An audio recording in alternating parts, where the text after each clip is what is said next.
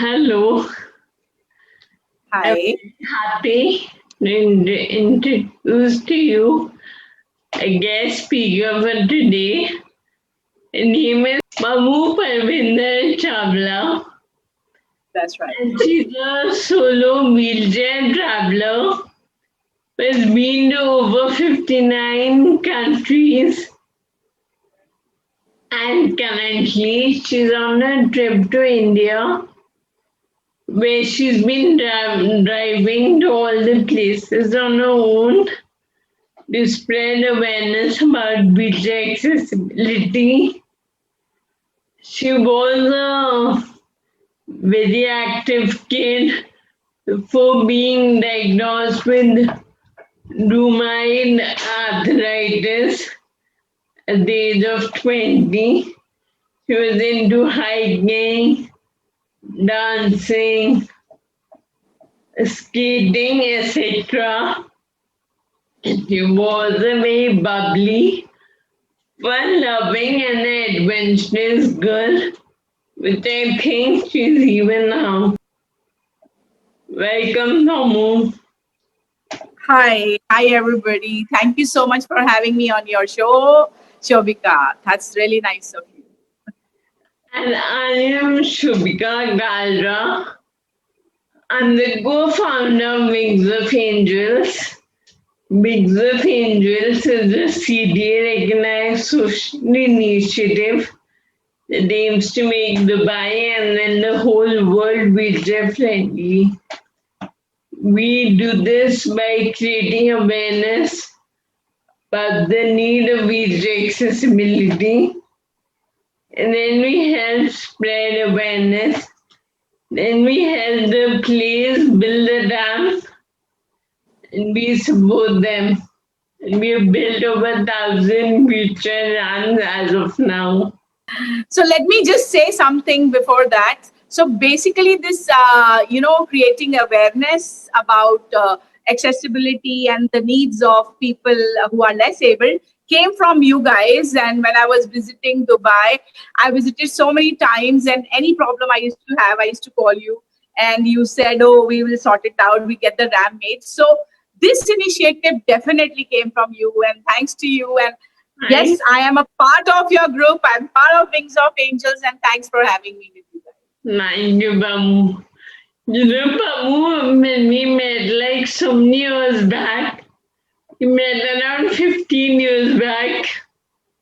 With the Yeah, first person on the wheelchair I knew. You know this? yes, yes, And I was so, impressed with the way you behaved and all. And I'm like, one day I'll become like this girl. you are you, man. You are too good yourself. Huh? Yes, yes. So let's Okay. start with the. Yeah. Okay. First, Pammu, tell me what is rheumatoid arthritis? Yeah, sure. So basically, rheumatoid arthritis is an autoimmune disease where your joints are affected.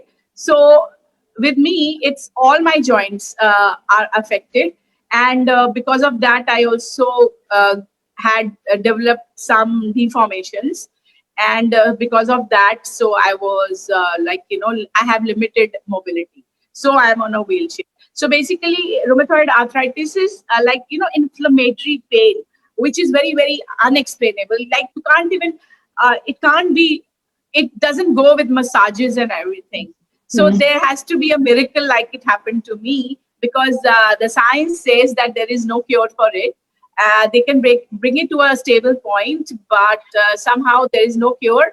And it is a very painful kind of autoimmune problem. Mhm. Well, and this, I would like to even ask you about the traveling. What inspired you to travel solo?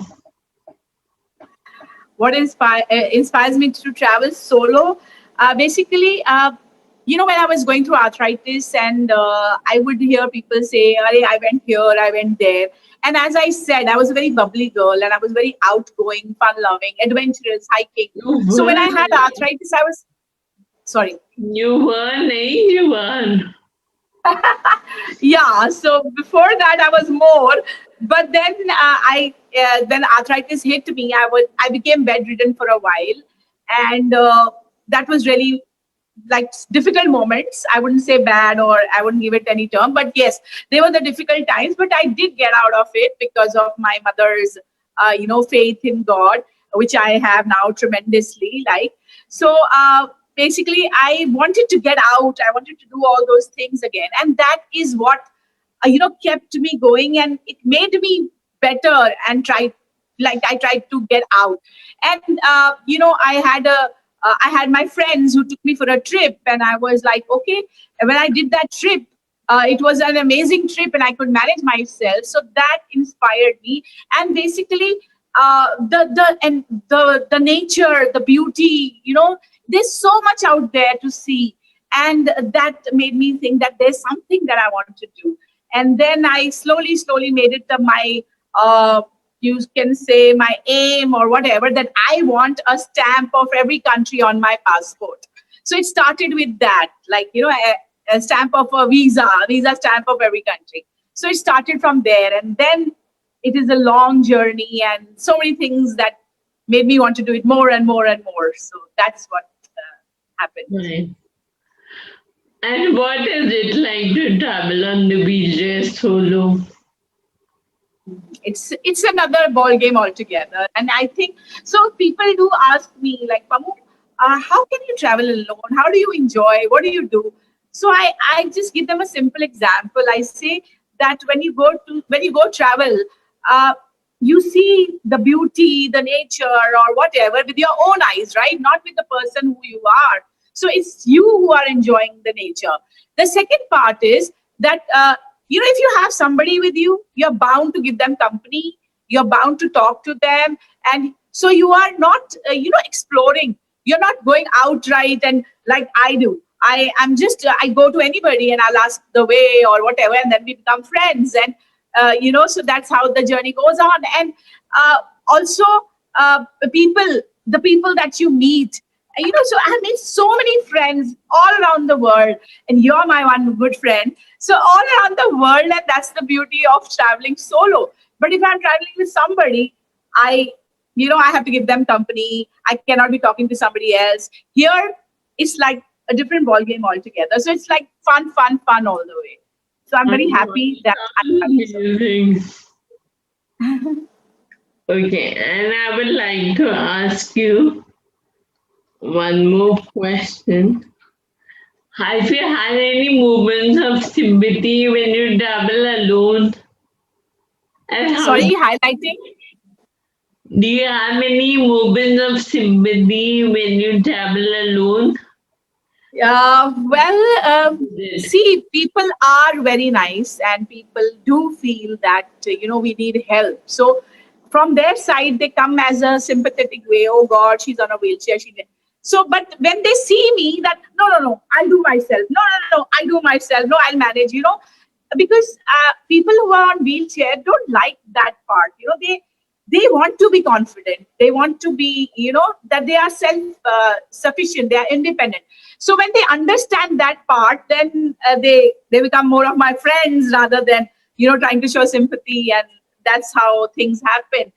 So it's like a very it's a natural thing that people will be sympathetic towards you. But once they know you, or they see, oh God, this girl is like, it might look like an attitude or whatever, but I am like, no, please, I'll do it myself. I do, because I know how the things are to be done, with my own chair or anything. So even if they will want, so when I need help, I do ask them. And if somebody is coming to help me, or where I'm stuck in the moment, that time it feels really, really nice that the world is made of lovely people. I really like your attitude. So sweet, thank you. This is all with the go. Like the more I travel, the more my attitude changed towards life. So it's the people of the world and people around me that have changed my attitude towards life. So I'm very thankful to Nice my thing. traveling. Wow. Okay, Pammu, and you're 50. What gives you the courage to strive for more? Like, I'm I not happy with what you've done. You want to do a lot more. Yes, yes. So basically, what happens is that uh, I am 50, and when as I started on this journey, I wanted to do so. There are 126 countries in the world, right? And I have to see all of them. And when I was turning 50, I was like, oh God, I'm turning 50. I have to do 50. So before that, it was always a thing that I used to. As my birthday used to come, I used to go on Facebook and go back to I used to change my date of birth because I never wanted to tell everybody. I used to say no, no, no, I'm not even 40 and not even 40. But when I turned 50, I suddenly went up and changed my date of birth to 50 because I was very proud to be 50. And I was like, see, I'm traveling and I'm still doing things. So I was very proud to be that. And I said, no, I had done 33 countries then. So then I was on this, run. I was on this run that I have to do those many countries and, do 50 countries by the time I turned 50. And I was able to do that. So I did 53 countries the day I turned 50. So that was the best part, one more good part of the thing. And yes, what keeps me going?